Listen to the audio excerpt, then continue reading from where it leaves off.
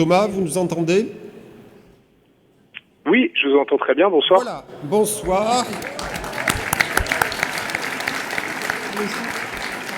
Donc, nous sommes ici au Muséum d'Histoire naturelle à l'invitation de Madame Ségolène Royal. Et merci Thomas, après votre exploit de vendredi, la sortie extravéhiculaire à laquelle nous avons assisté depuis Toulouse avec le Premier ministre. Et donc, je passe la parole à Madame Royal tout de suite. Madame la Ministre. Oui, merci beaucoup. Bonjour. Bonjour Thomas Pesquet. D'abord, merci d'être parmi nous. D'une certaine façon, c'est un immense honneur que vous nous faites. Et ce que nous souhaitons, bien sûr, c'est d'abord vous entendre et peut-être nous dire, mais nous vous suivons un jour après jour, et puis vous avez cette extraordinaire générosité de mettre à la portée de tous ce que vous observez. Je crois que c'est la première fois dans l'histoire scientifique que cela se passe. Tous les jours, vous racontez, vous partagez dans cette démocratie scientifique qui est extraordinaire. Et donc, je vous passe la parole pour nous dire qu'est-ce que vous avez observé de si loin et à la fois de si près, et quelles leçons vous voulez nous transmettre. Oui, écoutez, bonsoir à tous. Je suis très honoré de prendre part à cette soirée avec vous. Oui, moi c'est vrai que je vais revenir sur le partage. Cette aventure, j'avais envie de la partager. Je trouve qu'elle est trop belle, elle est trop intéressante, elle est trop magique pour la garder pour soi. Donc moi j'essaie de faire tout ce qui est en mon pouvoir pour le transmettre aux gens. Cette magie de l'exploration spatiale, mais aussi de la recherche scientifique et de l'aventure scientifique qu'on réalise tous les jours dans la station spatiale. Cette aventure, elle a débuté pour moi il y a très longtemps, mais ça fait maintenant 2 mois aujourd'hui. C'est l'anniversaire de mon arrivée sur la station, 2 mois. Donc déjà beaucoup de choses réalisées derrière moi, mais encore beaucoup à faire d'ici la fin de la mission. Ce que je peux vous dire en tout cas, c'est qu'on fait tout ce qui est en notre possible tous les jours pour faire avancer la science et la connaissance, tout bêtement, pour mettre en œuvre le programme qui a été préparé par les agences spatiales, dont le CNES et l'ESA. Je les remercie en passant pour le formidable travail de préparation qu'ils ont fait. Voilà, aujourd'hui on est en bonne position sur 200, un peu plus de 200 expériences. On a peut-être réalisé, je crois, entre 50 et 60, donc il reste encore beaucoup de travail. Mais tous les jours, on voit que les résultats arrivent au sol. Et puis tous les jours aussi, on prend un peu de temps pour observer la Terre, pour regarder la planète, pour communier un petit peu avec la nature depuis la station spatiale. C'est une vue magique, comme vous en doutez, dont on se lasse pas. Mais c'est une vue aussi qui nous fait réaliser à quel point la planète est fragile, à quel point il faut la protéger. Donc c'est aussi un message que j'ai à cœur de passer dans la communication que je dirige surtout vers les jeunes principalement. Voilà ce que je peux vous dire après ces 2 mois de mission qui se sont bien passés pour l'instant. Est-ce que vous pouvez nous dire au-dessus de quelle région vous vous trouvez? Qu'est-ce que vous voyez actuellement? Alors en ce moment, je me trouve, écoutez, près de la péninsule du Kamtchatka, si mon logiciel s'est bien remis à jour. Sur la sortie, donc, que nous avons tous bien évidemment suivi et admiré, qu'est-ce qui a été le plus difficile? Qu'est-ce qui a été le plus passionnant? Qu'est-ce que vous pouvez nous transmettre de ce que vous avez vécu d'absolument exceptionnel, de surhumain presque? Écoutez, encore une fois, c'est beaucoup de préparation pour quelques heures dehors. On passe des centaines d'heures au sol et aussi à bord de la station à préparer. Tous les ingénieurs de la NASA, de l'ESA, du CNES préparent ça avec attention.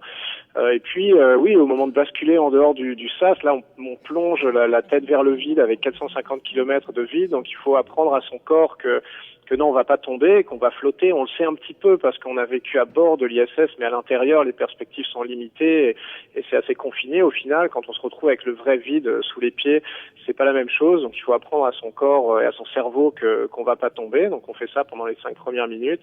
Ensuite, c'est une partie escalade en armure. C'est vraiment ça la meilleure métaphore. Mais l'autre partie, c'est aussi qu'on ait son propre vaisseau spatial. Ça, c'est l'expérience de vol ultime. Et puis 6 heures comme ça à tourner autour de la station, ça fait des souvenirs pour une vie entière, ça je vous le garantis.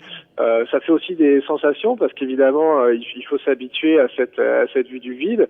Et puis surtout, moi ma plus grande hantise, je vous l'avoue, c'était de laisser échapper un outil, de laisser échapper un équipement qui pourrait remettre en cause le succès de la sortie extravéhiculaire et puis aussi devenir devenir un danger pour la station, parce que tout ce qu'on laisse échapper dans la station, évidemment, on laisse jamais rien échapper, mais si on laissait échapper quoi que ce soit, ça deviendrait un débris spatial qui pourrait avoir une trajectoire au bout de quelques orbites qui viendrait percuter la station, et ça c'est un danger. Donc la pollution spatiale, ça existe aussi, les débris spatiaux, ça existe, on a des projets pour les éliminer, mais moi j'avais à cœur de ne pas en créer de nouveaux. Et sur la question du réchauffement climatique, qu'est-ce que vous avez observé? Comment est-ce que vous avez pu percevoir la dégradation de l'état de la planète? Qu'est-ce qui vous a le plus marqué? Eh ben, écoutez, c'est vrai que depuis notre point de vue élevé, on voit les conséquences malheureusement parfois néfastes de l'activité humaine sur la planète. On voit sur une mission de 6 mois, je sais pas si on le verra, mais sur le long terme, tous les photos d'astronautes montrent la fonte des glaces, le recul des glaciers. Nous, on observe très nettement la pollution, que ce soit atmosphérique dans l'atmosphère, des villes polluées, des halos de pollution autour de grands centres urbains, ça on l'observe très clairement, des nappes de dégazage de pétroliers dans l'Atlantique ou dans le Pacifique, ça on peut le voir. On peut voir des rivières, des embouchures de fleuves qui charrient beaucoup de déchets avec des changements de couleur des eaux. On peut voir des coupes forestières en Amazonie, au Brésil.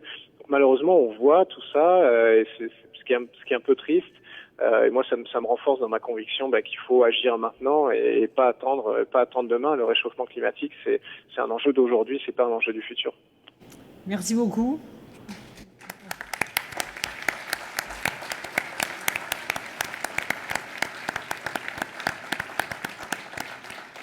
Une question de Jean-Yves Le Gall, comme Oui, Thomas, toutes les équipes. peut-être un dernier mot. Nous avons observé pendant toute l'après-midi de vendredi, c'était absolument extraordinaire. Et tout ce que vous faites, comme ces liaisons, comme celle-ci, je pense que c'est extrêmement important pour mettre l'espace à la portée de tous. Et le président de la République l'a dit, vous êtes vraiment l'ambassadeur de la France auprès des étoiles. Et je crois que ce soir, on en a une confirmation. Donc, merci.